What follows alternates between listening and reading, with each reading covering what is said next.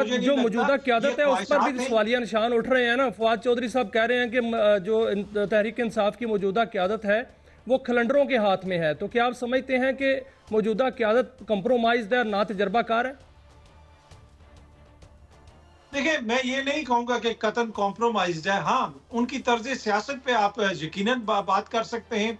आप ये देखें ना कि मौलाना के चंद एमएनए और सेनेटर हजरात थे और मौलाना ने जिस तरह सियासत की, दूसरी जानिब बैरिस्टर गौहर हो जाए, असद कैसर हो जाए, ये जितने भी सीनियर लोग हैं, इनके पास 100 के करीब एमएनएज हैं। इनके पास एक सूबे में हुकूमत है, 200 से ज्यादा एमपीएज हैं मुल्क में इनके। लेकिन उसके बावजूद क्या आपको लगता है कि ये कोई बेहतर सियासत कर रहे हैं?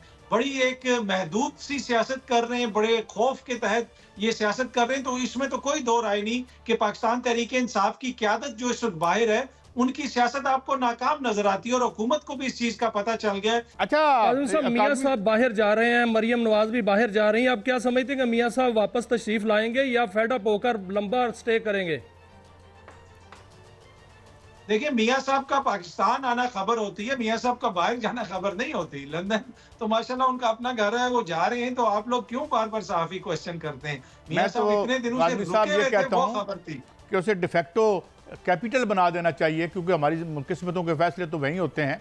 बहरहाल मैं सवाल एक से और आपसे करना चाहता हूँ कि उनके अंदर भी तो देखें, जो फैसल वावडा साहब के हवाले से कुछ बात करते करते रुक गए एक प्रोग्राम में, जनाब ख्वाजा आसिफ साहब, और फिर उसी प्रोग्राम में जो है वावडा साहब जिस तरीके से अटैक करके जो ज़बान इतने बड़े वफाकी वजीर के हवाले से कर रहे हैं, तो ये भी क्या, और पब्लिकली की है उन्होंने, सब ने सुना। तो ये इनके अंदर भी इसका मतलब है बिकरिंग है। और ये जो अंदर मुस्लिम लीग नून के अंदर जो इन्हें एलियन कह लें या जो भी जो लोग हैं, मोहसिन नकवी साहब हों, तो इनके दरमियान भी आपको क्या लगता है मामलात कैसे आगे चलेंगे? हुकूमती शख्सियात हैं, वो जिस तरीके से बात करती हैं कि मोहसिन नकवी साहब चाहते तो वज़ीर आज़म भी बन जाते हैं, क्या हम उनको रोक सकते थे? तो वो जो एक सियासी ताकत होती है, जो एक सियासी मॉरल हाई ग्राउंड होता है या मॉरल अथॉरिटी होती है, वो इस हुकूमत के पास नहीं है। जिस तरीके से इन्होंने तरमीम करवाई वो भी सबके सामने है। ना इनका वजीर खजाना अपना है, ना इनका वजीर दाखिला अपना है, ना इनके पास हाउस के अंदर मेजॉरिटी है। अपने लोग इनको कहते हैं कि जी फॉर्म 47 और 45 की बहस चल रही है। तो इस वजह से मेरा नहीं ख्याल कि ये इस पोजीशन में है कि ये किसी के साथ कोई सख्त रवैया अपनाए। हाँ, जिनके जो इस पोजीशन में हैं फिर वो अपनाते हैं इनके साथ सख्त रवैया। अच्छा, मैं थोड़ा सा वापस जाता हूँ। बहरहाल बड़े हवालों से या अफरीदी साहब के बारे में कहा जा रहा है कि वो अनकंट्रोवर्शियल हैं और बड़े धीमे मिजाज के और बड़ा एक फाइन सेंस ऑफ जजमेंट उनकी होती है। लेकिन जिस तरीके से बार्स हैं वो जो मुतहरक हो रही हैं, तो और उनका मुतालबा भी ये है, और साथ ही पीटीआई मुल्कगीर एहतजाज की बात भी कर रही है। तो ये इसका मतलब है कि ये बुरानी सूरत हाल बढ़ती रहेगी या कोई ये टर्न ले सकती है, खुदा न खास्ता तल्ख, या ये दबा दी जाएगी? देखिए, मेरे ख्याल में इसमें बुरान तो है। आप जिस तरीके से उनकी नामजदगी हुई, आप जस्टिस जाहिया के हवाले से जिस तरह आपने फरमाया कि बिल्कुल दुरुस्त कहा कि वो कोई कंट्रोवर्शियल शख्सियत नहीं है, एक प्रोफेशनल जज हैं, लोग उनकी तारीफ करते हैं, उनकी ज़ात से किसी को कोई मसला नहीं है। हर कोई खैर मकदम करेगा अगर वो चीफ जस्टिस बने। लेकिन जिस तरीके से वो चीफ जस्टिस बने, जिस तरीके से एक कमेटी बनाई गई, अगर मैं काजी साहब आपको एक छोटी सी मिसाल दूं, इस कमेटी के अंदर हुकूमत वाले ये कहते रहे कि जी हम राजी कर रहे हैं साहबजादा हामिद रजा को और बैरिस्टर गौहर को कि वो भी जरूर बैठे और अगला चीफ जस्टिस जो है उसको तैनात करें। मैं हुकूमती शख्सियात को छोड़ देता हूँ, ये जो दोनों शख्सियात हैं इनके ऊपर रियासत पाकिस्तान ने, हुकूमत पाकिस्तान ने अक्टूबर के महीने में ही दहशतगर्दी के मुकदमे करवाए, दहशतगर्दी के। और अब ये कह रहे हैं कि ये बैठ के अगला चीफ जस्टिस चुने हमारे साथ। उसके अलावा फारूक एच नायक साहब, काज़मी साहब, एक बड़े मुकदमे का फैसला भी यहाँ खबरें गर्दिश कर रही हैं कि जनरल फैज के खिलाफ जो है कोर्ट मार्शल की कार्रवाई मुकम्मल हो गई है, उनको शायद बड़ी सजा या उनका कोर्ट मार्शल हो जाए और आगे आने वाले दिनों में ये नज़र भी आएगा।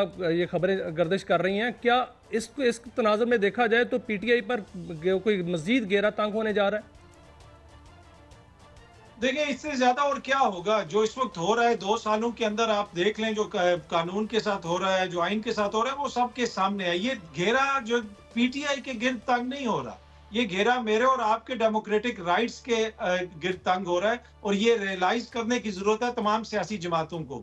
ये नहीं हो सकता कि जमहूरियत में आधे जमहूरियत एंजॉय करेंगे और आधों के साथ जो है अमरीत वाला सलूक होगा। नहीं, एंड ऑफ द डे सबके साथ फिर वही सलूक होगा। कादरी साहब, एक और बड़ा अहम इशू है कि बहरहाल ये तो बिल्कुल आपने ठीक कहा, कंट्रोवर्शियल शख्सियत हैं, बड़े धीमे हैं, मगर ये जितना मेला लगा है ये तरमीम वाला, ये तो बेसिकली इंसुलेट करने की कोशिश की है ना, एक हिसार तामीर करने की कोशिश की गई है। Khawaja Asif is on the record saying कि हमें खदशा है कि अगर कोई और जज बन जाते या वो बन जाते जो कि पुराने तरीकाकार में थे, तो कहीं खुदा न खास्ता वो डब्बे न खुल जाएं या इलेक्शन न खुल जाए। अब जो एक्सपेक्टेशंस हुकूमत की होंगी, जो हम समझते हैं कि एक इंतहाई डिग्निफाइड जज साहब आके बैठ गए हैं, इन्होंने ही फैसला करना है गालबन मिलके कि जी कॉन्स्टिट्यूशनल कोर्ट्स क्या होंगी, तो डू यू थिंक कि अब यानी मुझे कहना नहीं चाहिए, बड़े बड़े वो इन दी आई ऑफ स्टॉर्म फिर होंगे जो नए मोहतरम चीफ आए हैं? ऑब्वियसली जी उनकी जिम्मेदारी भी बढ़ गई है, सबकी नजरें उनके ऊपर हैं, और जिस तरीके से मामलात चल रहे थे पहले, अगर उसी तरीके से मामलात चलते रहे तो फिर यकीनन जो है कंट्रोवर्सीज मजीद क्रिएट होंगी। लेकिन मंसूर अली शाह साहब को ना बनाना, उन्होंने ऐसा कौन सा खुदा न खास्ता बात कर दी कि उनको नहीं बनाया गया? उनको इसीलिए नहीं बनाया गया कि उनकी हुकूमत खुश नहीं है।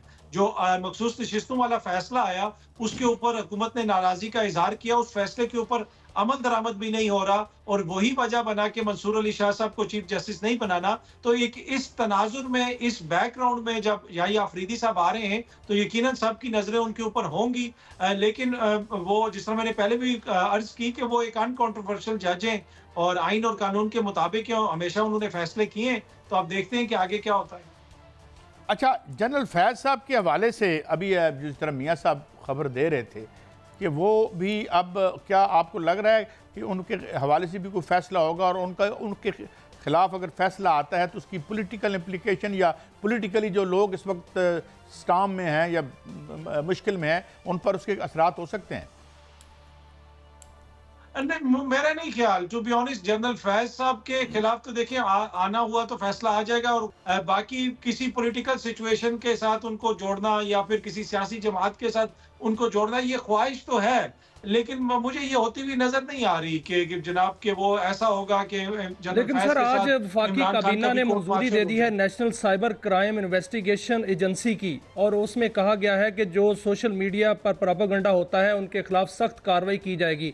क्या आप देखते हैं कि आइंदा आने वाले दिनों में ऐसे सोशल मीडिया एक्टिविस्ट पर जो है वो सख्त कार्रवाई होने जा रही है?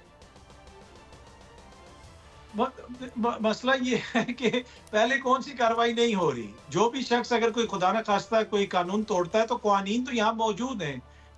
जब आपके मुल्क में आए रोज नए कानून बनना शुरू हो जाएं तो उसका मतलब ये है कि इस मुल्क में कानून पे अमल दरामद नहीं होता। जिस मुल्क यानी में आप ये कह रहे हैं काजमी साहब, ऑन दी लाइटर नोट आप ये कह रहे हैं, मैं इशारा दे के निकलता हूँ कि वो जो सिपाही ने कहा था इस तो आगे थाना कोई नहीं, सिपाही तो थला रैंक कोई नहीं, और सड़क ही कर लोगे। Anyway, thank you very much.